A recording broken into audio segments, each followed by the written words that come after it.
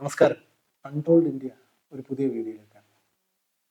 ഇപ്രാവശ്യം നമ്മൾ സംസാരിക്കുന്നത് ഈ വിഷയം ഇടത് കടന്നു ചെന്നിട്ടില്ലാത്ത ഇടങ്ങൾ എന്നതിനെ പറ്റിയാണ്. ഇടത് കടന്നു ചെന്നിട്ടില്ലാത്ത ഇടങ്ങൾ എന്ന് പറയുമ്പോൾ എല്ലാ ഇടങ്ങളിലേക്കും ഇടത് കടന്നു ചെല്ലണം എന്ന ഒരു വിവക്ഷയുണ്ടോ? സത്യസന്ധമായി പറഞ്ഞാൽ ഒരു ജനാധിപത്യ രാജ്യത്തിന്റെ എല്ലാ ഇടങ്ങളിലേക്കും കടന്നു ചെല്ലാൻ ബാധ്യസ്ഥരാണ് ഇടതുപക്ഷം. നമ്മുടെ ഇടതുപക്ഷം അങ്ങനെ എല്ലാ ഇടങ്ങളിലേക്കും കടന്നു ചെല്ലുന്നുണ്ടോ എന്ന ചോദ്യം വളരെ പ്രസക്തമാണ്. എനിക്കറിയാം ഞാൻ ഈ പറഞ്ഞ തലവാചകം കുറച്ച് കോംപ്ലിക്കേറ്റഡ് ആണ്. ആ തലവാചകം ഒരു പക്ഷേ ഒരു കൃത്യമായി എക്സ്പ്ലെയിൻ ചെയ്യുന്നില്ല. എന്താണ് ഞാൻ പറയാൻ ഉദ്ദേശിക്കുന്നുള്ള വിവരം കൃത്യമായി എക്സ്പ്ലെയിൻ ചെയ്യുന്നില്ല എന്നൊക്കെ എനിക്കറിയാം. എങ്കിലും ഇടത് കടന്നു ചെന്നിട്ടില്ലാത്ത ഇടങ്ങൾ അനവധിയാണ് എന്ന് മാത്രം പറഞ്ഞുകൊണ്ട് ഇത് ആരംഭിക്കാനാണ് ഞാൻ ആഗ്രഹിക്കുന്നത്. സാന്ദർഭികമായിട്ട് പറഞ്ഞാൽ 2024 വരുന്നത് 2025. ഇന്ത്യയിലെ രണ്ട് രാഷ്ട്രീയ ധാരകൾ, ഇന്ത്യയിലെ കമ്മ്യൂണിസ്റ്റ് പാർട്ടികളും ഇന്ത്യയിലെ RSS എന്ന് പറയുന്ന മറ്റൊരു സന്നദ്ധ സംഘടനയും ഒക്കെ ഏതാണ്ട് സമാന സമയങ്ങളിൽ ഉണ്ടാക്കപ്പെട്ടതും സമാന സമയങ്ങളിൽ പ്രവർത്തനം ആരംഭിച്ചതും ജനമനസ്സുകളിലേക്ക് ഒരേ സമയങ്ങളിലൊക്കെ വന്നതുമാണ്. 100 വർഷത്തിന് ശേഷം ഈ സംഘടനകൾ നിലവിൽ എവിടെ നിൽക്കുന്നു എന്ന ചോദ്യം, ഈ ആശയധാരകൾ നിലവിൽ എവിടെ നിൽക്കുന്നു എന്നുള്ള ചോദ്യം വളരെ പ്രസക്തമാണ്. 100 വർഷം കൊണ്ട് RSS എന്താണ് ഇന്ത്യൻ കോൺഷ്യസിൽ വരുത്തിയ, ഇന്ത്യൻ മനസാക്ഷിയിൽ വരുത്തിയ മാറ്റമെന്ന് എപ്പോഴെങ്കിലും നമ്മൾ ചിന്തിച്ചിട്ടുണ്ടോ? എപ്പോഴെങ്കിലും നമ്മൾ അതിനെ പഠിക്കാൻ ശ്രമിച്ചിട്ടുണ്ടോ? RSS എന്ന സംഘടന 100 വർഷം കൊണ്ട് വിജയമാണോ പരാജയമാണോ? ഉത്തരം വളരെ ലളിതമാണ്. RSS എന്ന സംഘടന വളരെ വിജയമാണ്. കാരണം അവർ ഇന്ന് ഇന്ത്യ ഭരിക്കുന്നു. ലോകത്തിലെ ഏറ്റവും വലിയ ജനാധിപത്യ രാജ്യത്തിന്റെ ഭരണം കൈയാളുന്നത് തീർച്ചയായിട്ടും ഒരു രാഷ്ട്രീയ പാർട്ടി അല്ല എന്നുള്ളതാണ് ഏറ്റവും വലിയ വാസ്തവം. ആര് സമ്മതിച്ചാലും ആര് സമ്മതിച്ചില്ലെങ്കിലും ലോകത്തിലെ ഏറ്റവും വലിയ ജനാധിപത്യ രാഷ്ട്രമായ ഇന്ത്യയെ ഭരിക്കുന്നത് ഒരു സന്നദ്ധ സംഘടനയാണ്. അത് RSS ആണ്. RSS എന്താണ് ചെയ്തത് 100 വർഷം കൊണ്ട്? 100 വർഷം കൊണ്ട് RSS ആദ്യം ചെയ്തത് അതിൻ്റെ പ്രവർത്തന രീതികളെ മറ്റ് സംഘടനകളിലേക്ക് വ്യാപിപ്പിക്കുക എന്ന ഒരു പ്രവർത്തനമാണ്. പറയുമ്പോൾ വളരെ യാദൃച്ഛികമായിട്ട് സംഭവിച്ചതാണെന്നൊക്കെ തോന്നാമെങ്കിലും RSS ചെയ്ത 100 വർഷം കൊണ്ട് ഇന്ത്യൻ മനസാക്ഷിയിൽ, ഇന്ത്യൻ രാഷ്ട്രീയത്തിന്റെ കോൺഷ്യസിൽ ഉണ്ടാക്കിയ മാറ്റം എന്ന് പറയുന്നത് സ്ഥിരതയുള്ള നേതൃത്വം വളരെ നല്ലതാണ്. അത് രാജ്യത്തിനായാലും രാഷ്ട്രീയ പാർട്ടിക്കായാലും ഏത് സംഘടനകൾക്കായാലും സ്ഥിരതയാർന്ന ഒരു നേതൃത്വം വളരെ നല്ലതാണ് എന്നൊരു വിശ്വാസം ഇന്ത്യൻ മനസാക്ഷിയിൽ ഉണ്ടാക്കിയെടുത്തതാണ് RSS 100 വർഷം കൊണ്ട് ഉണ്ടാക്കിയ ഏറ്റവും പ്രധാനപ്പെട്ട നേട്ടം. അവരുടെ കണ്ണിൽ നിന്ന് നോക്കുമ്പോൾ അതൊരു നേട്ടമാണോ എന്ന് ഒരു ജനാധിപത്യ വിശ്വാസിയുടെ ഭാഗത്തു നിന്ന് നോക്കുമ്പോൾ തീർച്ചയായിട്ടും അതൊരു നേട്ടമൊന്നുമല്ല. എങ്കിലും ഒരു സംഘടന അതിൻ്റെ മുദ്രാവാക്യങ്ങളെ, അതിൻ്റെ പ്രവർത്തന രീതികളെ, അതിൻ്റെ ചര്യകളെ അതിൻ്റെ എതിർ സംഘടനകൾക്ക് അനുകരിക്കാൻ വിട്ടുകൊടുക്കുന്ന ഒരു അവസരം ഉണ്ടാകുമ്പോഴാണ് ആ സംഘടനയ്ക്ക് ആത്യന്തികമായി അതിൻ്റെ ലക്ഷ്യത്തിലേക്ക് അത് എത്തുന്നത്, വിജയിക്കുന്നതെന്ന് നമുക്ക് പറയാൻ പറ്റും. ആ അവസ്ഥയിൽ, ആ ചിന്തയിൽ, അങ്ങനെ ചിന്തിക്കുമ്പോൾ RSS നമ്മുടെ നാട്ടിൽ ഇന്ന് നിലനിൽക്കുന്ന എല്ലാ രാഷ്ട്രീയ പാർട്ടികളുടെയും എല്ലാ സംഘടനകളുടെയും ഉള്ളിലേക്ക് കടന്ന് കയറി എന്ന് തന്നെ നമുക്ക് കാണാൻ കഴിയും. 100 വർഷം നീളുന്ന RSSന്റെ ചരിത്രത്തിൽ അതിന്റെ തലപ്പത്തിരുന്നവരുടെ എണ്ണം 2 കൈകളുടെ വിരലുകൾ കൊണ്ട് എണ്ണി തീർക്കാവുന്ന അത്ര ചെറുതാണ്.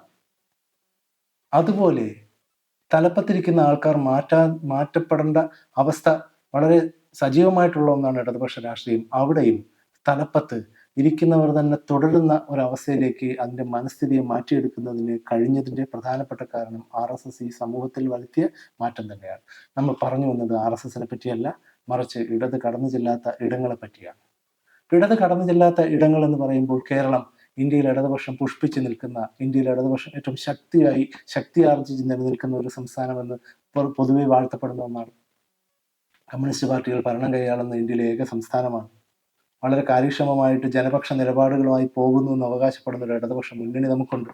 എങ്കിലും ചില ചോദ്യങ്ങൾ അവശേഷിക്കുന്നുണ്ട്. ഈ ഇടതുപക്ഷം കേരളത്തിൽ ശക്തമായി നിലനിൽക്കുന്ന ഇടതുപക്ഷം കേരളത്തിന്റെ സമൂഹത്തിലെ എല്ലാ അടരുകളിലേക്കും കടന്നു ചെല്ലുന്നുണ്ടോ? കൃത്യമായി സമൂഹത്തിലെ എല്ലാ വിഭാഗം മനുഷ്യരെയും അത് പ്രാതിനിധ്യം കൊടുക്കുന്നുണ്ടോ? ഈ ചോദ്യങ്ങൾ വളരെ പ്രസക്തമാണ്. നമുക്ക് വളരെ ലളിതമായ ഉദാഹരണങ്ങൾ കൂടി കടന്നുപോയാൽ, ലുലു മോൾ പോലുള്ള വലിയ വലിയ സ്ഥാപനങ്ങൾ കേരളത്തിൽ ഉണ്ടാകുന്നു, നമ്മുടെ നാട്ടിൽ തഴച്ചു വളരുന്നു. നമുക്കത് വളരെ സന്തോഷം നൽകുന്നുണ്ട്. ഒരുപാട് പേർക്ക് ജോലി കിട്ടുമെന്നുള്ളൊരു വിശ്വാസത്തിൽ നമ്മൾ അതിനെല്ലാം സ്വാഗതം ചെയ്യുന്നുണ്ട്. അവിടെ വളരെ രസകരമായൊരു സാഹചര്യം ഉണ്ടാകുന്നുണ്ട്. ലുലു മാൾ പോലുള്ള സ്ഥാപനങ്ങളൊക്കെ അവരുടെ വളർച്ചയ്ക്ക് കഴിക്കുന്ന വൈറ്റമിൻ ടാബ്ലറ്റ്സ് എന്ന് പറയുന്നത് ചെറുകിട കച്ചവടക്കാരെ തന്നെയാണ്. അവർ ചെറുകിട കച്ചവടക്കാരെ വിഴുങ്ങിയിട്ടാണ് അവർ ഒരു വലിയ സ്ഥാപനമായി വളർന്നു വരുന്നത്. അത് നമ്മൾ കാണുന്നില്ല. ചെറുകിട കച്ചവടക്കാരെ, അവരുടെ നിലനിൽപ്പിനെ പറ്റി നമ്മൾ ചിന്തിക്കുന്നില്ല. പോട്ടെ, നമ്മൾ ഏറ്റവും കൂടുതൽ ആഗ്രഹിക്കുന്നത്, നമ്മൾ ഏറ്റവും കൂടുതൽ സന്തോഷിക്കുന്നത് അവിടെ ധാരാളം പേർക്ക് തൊഴിൽ കിട്ടുന്നു എന്നുള്ളത്. പക്ഷെ അവിടെ തൊഴിൽ കിട്ടുന്ന മനുഷ്യർക്ക് അവരുടെ തൊഴിൽ അവകാശങ്ങൾ സംരക്ഷിക്കപ്പെടുന്നുണ്ടോ? വർഷങ്ങൾ കൊണ്ട് മനുഷ്യർ പൊരുതി നേടിയെടുത്ത 8 മണിക്കൂർ തൊഴിൽ, 8 മണിക്കൂർ വിനോദം, 8 മണിക്കൂർ വിശ്രമം തുടങ്ങിയ അടിസ്ഥാന ആശയങ്ങളിൽ, അടിസ്ഥാന തൊഴിൽ അവകാശങ്ങളൊക്കെ പാലിക്കപ്പെടുന്നുണ്ടോ എന്നുള്ള ചോദ്യം. നിങ്ങൾ ഏതെങ്കിലും തുണിക്കടകളിലേക്ക് കടന്നു ചെന്ന് നോക്കൂ. എത്ര തൊഴിലാളികൾക്കാണ് ഇരിപ്പിടം കിട്ടുന്നത്? കേരളത്തിൽ പോലും. കേരളത്തിൽ സജീവമായി നിൽക്കുന്ന തുണി വ്യവസായശാലകളിൽ, തുണി വ്യവസായ കേന്ദ്രങ്ങളിൽ, കടകളിലൊക്കെ അവിടെ വിൽപ്പനയ്ക്ക് നിൽക്കുന്ന മനുഷ്യർക്ക് അവർക്ക് കസേരകൾ പോലും ലഭിക്കുന്നില്ല എന്നുള്ളതാണ് സത്യം. എന്തുകൊണ്ട് നമ്മുടെ മുഖ്യധാര ഇടതുപക്ഷ പാർട്ടികൾ അതിലേക്ക് കടന്നു ചെല്ലുന്നില്ല? നമ്മുടെ മുഖ്യധാര ഇടതുപക്ഷ പാർട്ടികൾ ഇപ്പോഴും തൊഴിലാളികൾ എന്ന് വിളിച്ച് കൂടെ നിർത്തുന്നവരെല്ലാവരും തന്നെ ഗസറ്റഡ് ഓഫീസർമാരല്ലാത്ത സർക്കാർ ഉദ്യോഗസ്ഥരാണ്. അവർ യഥാർത്ഥത്തിൽ തൊഴിലാളി വർഗം എന്ന് പറയാൻ പറ്റുന്ന മനുഷ്യരാണോ? അവർ ആ വിഭാഗത്തിൽ നിന്നെല്ലാം എത്രയോ മുന്നോട്ട് പോയി ഒരു മധ്യവർഗ സമൂഹമായി മാറിയവരാണ്. അപ്പോൾ കേരളത്തിലെ കമ്മ്യൂണിസ്റ്റ് പാർട്ടികൾ, ഇടതുപക്ഷ പ്രസ്ഥാനങ്ങൾ അഡ്രസ്സ് ചെയ്യാത്ത വലിയ വിഭാഗം അസംഘടിതരായ തൊഴിലാളികൾ നമ്മുടെ ചുറ്റുമുണ്ട്. ഇടത് കടന്നു ചെന്നിട്ടില്ലാത്ത ഏറ്റവും പ്രധാനപ്പെട്ട ഇടങ്ങളിൽ ഒന്ന് നമ്മുടെ തൊഴിലാളികളിലേക്ക് ഇടത് കടന്നു ചെന്നിട്ടില്ല എന്ന് തന്നെ നമുക്ക് പറയേണ്ടി വരും. കേരളത്തിലെ ഇടതുപക്ഷ പ്രസ്ഥാനങ്ങളുടെ വളർച്ചയും ഇടതുപക്ഷ പ്രസ്ഥാനങ്ങൾ ഭരണത്തിലേക്ക് എത്തുന്നതുമൊക്കെ എങ്ങനെയാണ്? കേരളത്തിലെ ഇടതുപക്ഷ പ്രസ്ഥാനങ്ങളുടെ വളർച്ചയ്ക്ക് അതിന്റെ മണ്ണ് നിലമൊരുക്കിയ വ്യക്തിയുടെ പേര് ശ്രീനാരായണ ഗുരു എന്നാണ്. അദ്ദേഹം ഉണ്ടാക്കി വെച്ചിട്ടുള്ള ഒരു സാംസ്കാരിക വിപ്ലവത്തിന്റെ മണ്ണിൽ വിത്തിട്ട് തന്നെയാണ് കേരളത്തിലെ കമ്മ്യൂണിസ്റ്റ് പാർട്ടി വളർന്നു വന്നത്. അതിന്റെ ചെങ്കൊടി ഈ കേരള മണ്ണിൽ പറന്നു നിന്നത്, പാറിപ്പറന്നതിൻ്റെയൊക്കെ യഥാർത്ഥ ഉടമസ്ഥൻ ആരാണെന്ന് ചോദിച്ചാൽ, ആശയങ്ങളുടെ യഥാർത്ഥ ഉടമസ്ഥത എവിടെ നിന്ന് ആരംഭിച്ചു എന്ന് ചോദിച്ചാൽ, അതിന്റെ വേരുകൾ ചെന്ന് നിൽക്കുന്നത് സാമൂഹികമായിട്ടുള്ള ഒരു നവോത്ഥാനം ഉണ്ടാക്കിയ കേരളത്തിലെ ശ്രീനാരായണ ഗുരുവിനെ പോലുള്ള മനുഷ്യരിലേക്ക് ആ വേരുകൾ ചെന്നെത്തുന്നുണ്ട്. പിന്നീട് എന്താണ് സംഭവിച്ചത്? 2024 ആയപ്പോൾ കേരളത്തിലെ ഇടതുപക്ഷ പ്രസ്ഥാനങ്ങളെ ഏറ്റവും കൂടുതൽ ഉലച്ച ഒരു രാഷ്ട്രീയ പ്രസ്ഥാനം വളരെയധികം ശക്തമാകുന്നുണ്ട്. കേരളത്തിലെ ഇടതുപക്ഷ പ്രസ്ഥാനങ്ങളെ ഉലച്ച രാഷ്ട്രീയ പ്രസ്ഥാനം ഏതെന്ന് ചോദിച്ചാൽ, നൂറ്റാണ്ട് തികഞ്ഞ് ഇവിടെ നിലനിൽക്കുന്ന RSS അല്ല, അതിൽ കൂടുതൽ കാലമായി കേരളത്തിൽ നിലനിൽക്കുന്ന കോൺഗ്രസും അല്ല, മറിച്ച് അത് BDJS ആണ്. പറയുമ്പോൾ തമാശയായിട്ട് തോന്നുമെങ്കിലും ശ്രീനാരായണ ഗുരുവിന്റെ പിന്മുറക്കാരായിട്ടുള്ള മനുഷ്യരെ മുഴുവൻ ഇടതുപക്ഷ പ്രസ്ഥാനങ്ങളുടെ കൊടിക്കീറുകളിൽ നിന്ന് മാറ്റി തീവ്ര ഹിന്ദുത്വത്തിലേക്ക് കൊണ്ടുപോകാനതിൽ വിജയിച്ച ഒരു പ്രസ്ഥാനമാണ് BDJS. ഒരുപക്ഷെ ഇടത് കടന്നു ചെന്നിട്ടില്ലാത്ത മറ്റൊരു മേഖലയാണ് ഈ ഒരു ഷിഫ്റ്റിന് കാരണമായിട്ടുള്ളത്. ഇടത് ജാതി രാഷ്ട്രീയങ്ങളിലേക്കോ, ജാതി വ്യവസ്ഥകളിലേക്കോ, ജാതി അസമത്വങ്ങളിലേക്കോ കടന്നു ചെല്ലാതെ, ആ വിഷയത്തിനെ കൃത്യമായി അഡ്രസ്സ് ചെയ്യാതെ ഇടത് അതിനെ കണ്ടത് വർഗരാഷ്ട്രീയത്തിന്റെ ഭാഗമായിട്ടാണ്. കേരളത്തിലോ ഇന്ത്യയിലോ ഒക്കെ നിലനിന്നിരുന്ന വർഗരാഷ്ട്രീയത്തിനെ അഡ്രസ്സ് ചെയ്ത അവസരങ്ങളിലൊക്കെ ഇവിടെ രൂഢമൂലമായിരുന്ന ജാതി വ്യവസ്ഥയെപ്പറ്റി ഇടത് ചിന്തിച്ചതേയില്ല എന്നുള്ളത് വാസ്തവമാണ്. മൂന്നാമത്തെ അല്ലെങ്കിൽ നാലാമത്തെ ഏറ്റവും പ്രധാനപ്പെട്ട കാര്യമായിട്ട് എനിക്ക് തോന്നിയിട്ടുള്ളത്, ഇടതുപക്ഷ പ്രസ്ഥാനങ്ങൾ, കമ്മ്യൂണിസ്റ്റ് പാർട്ടികൾ പ്രാതിനിധ്യം കൊടുക്കുന്നതിലുണ്ടാകുന്ന പെശകാണ്. കമ്മ്യൂണിസ്റ്റ് പാർട്ടികൾ തൊഴിലാളി വർഗത്തിന് പ്രാതിനിധ്യം കൊടുക്കുമ്പോൾ ഞാൻ നേരത്തെ സൂചിപ്പിച്ചതുപോലെ തന്നെ മധ്യവർഗത്തിലേക്കാണ് ആ പ്രാതിനിധ്യം ചെന്നെത്തുന്നത് നമുക്ക് കാണാം. കർഷക തൊഴിലാളികളെ പറ്റി ചിന്തിക്കൂ. കേരളത്തിലെ കമ്മ്യൂണിസ്റ്റ് പാർട്ടികൾ, രണ്ട് പ്രമുഖ കമ്മ്യൂണിസ്റ്റ് പാർട്ടികളായിട്ടുള്ള CPIM-നും CPI-ക്കും ഒക്കെ തന്നെ കൃത്യമായ കർഷക തൊഴിലാളി യൂണിയനുകളുണ്ട്. ഈ കർഷക തൊഴിലാളി യൂണിയനുകളിൽ അതിന്റെ നേതൃത്വത്തിൽ വരുന്ന ഏത് കർഷക തൊഴിലാളിയെ നിങ്ങൾക്ക് കാണിച്ചു തരാൻ കഴിയുമെന്ന ചോദ്യം പ്രസക്തമാണ്. കേരളത്തിലെ കർഷക തൊഴിലാളി യൂണിയനുകളെ നയിക്കുന്നത് തീർച്ചയായും കർഷക തൊഴിലാളികളല്ല. കർഷക തൊഴിലാളികളാൽ നയിക്കപ്പെടുന്ന ഒരു കർഷക തൊഴിലാളി യൂണിയന് കേരളത്തിലെ കർഷക തൊഴിലാളികൾക്ക് അർഹതയുണ്ടെന്നുള്ളതാണ് വാസ്തവം. ഇടതുപക്ഷം പ്രതിനിധാനം ചെയ്യുന്നത് യഥാർത്ഥ കർഷക തൊഴിലാളികളെ അല്ല എന്ന് വളരെ ദുഃഖത്തോടെയെങ്കിലും നമ്മൾ പറയേണ്ടതായിട്ട് വരുന്നു. അതുപോലെ തന്നെയാണ് കർഷകരുടെ അവസ്ഥ.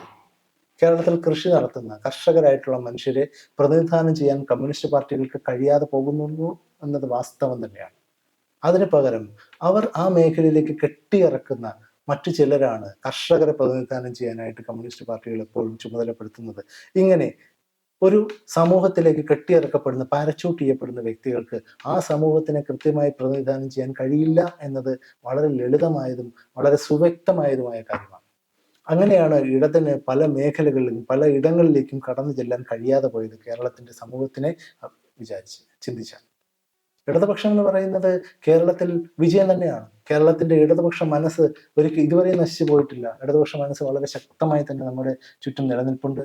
അത് കേരളം ഇന്ത്യയിലെ ഏറ്റവും മികച്ച സാമൂഹ്യ വികസന ഇൻഡെക്സുകൾ കാണിക്കുന്ന സംസ്ഥാനമായി മാറിയതിന്റെ കാരണം ഇവിടുത്തെ ഇടതുപക്ഷ മനസ്സ് തന്നെയാണ്.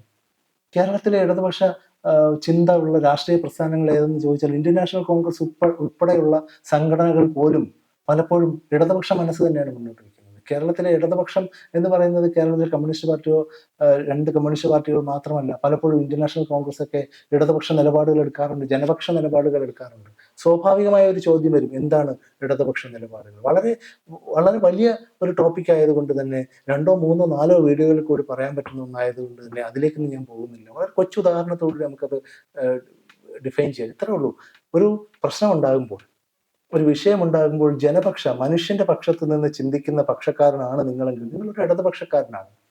അത്തരത്തിൽ ചിന്തിക്കുമ്പോൾ നമ്മുടെ മുഖ്യധാര രാഷ്ട്രീയ പാർട്ടികൾ പലപ്പോഴും ഇടതുപക്ഷ സമീപനം തന്നെയാണ് എടുക്കുന്നത്. പക്ഷെ കമ്മ്യൂണിസ്റ്റ് പാർട്ടികൾക്ക്, ഇടതുപക്ഷ പ്രസ്ഥാനങ്ങൾക്ക് വ്യവസ്ഥാപിതമായ പ്രതിജ്ഞാബദ്ധമായ ഇടതുപക്ഷ നിലപാട് ഉണ്ടായാലേ കഴിയൂ എന്നുള്ളത് മറ്റൊരു വാസ്തവം. അപ്പൊ നമ്മുടെ ഇടത് ശക്തമാണ് എന്ന് ചോദിച്ചാൽ ഒരു പരിധിവരെ ഇടത് ശക്തമാണ്. കേരളത്തിലെ ഇടതുപക്ഷം വളരെ ശക്തമാണ്. പക്ഷെ അത്രയല്ല നമുക്ക് ഇടതുപക്ഷത്തിന്റെ ശക്തി അർഹിക്കുന്നത് നമ്മുടെ ജനത. അതിൽ കൂടുതൽ നമ്മുടെ ജനത ഇടതുപക്ഷത്തിന്റെ ശക്തി അർഹിക്കുന്നുണ്ട്. കടന്നു ചെന്നിട്ടില്ലാത്ത എല്ലാ മേഖലകളിൽ കൂടിയും ഇടതുപക്ഷത്തിന്റെ ശക്തി ഒലിച്ചിറങ്ങുക തന്നെ വേണം. എങ്കിൽ മാത്രമേ നമ്മുടെ അടരുകളായി തിരിഞ്ഞിട്ടുള്ള കേരളീയ സമൂഹത്തിന് ഇടതുപക്ഷത്തിന്റെ ഒരു സൗഖ്യം പ്രദാനം ചെയ്ത് കിട്ടുകയുള്ളൂ എന്നാണ് ഞാൻ വിശ്വസിക്കുന്നത്. അസംഘടിതരായ തൊഴിലാളികളുടെ എണ്ണം കേരളത്തിൽ വളരെ വളരെ വളരെ കൂടുതലാണ്.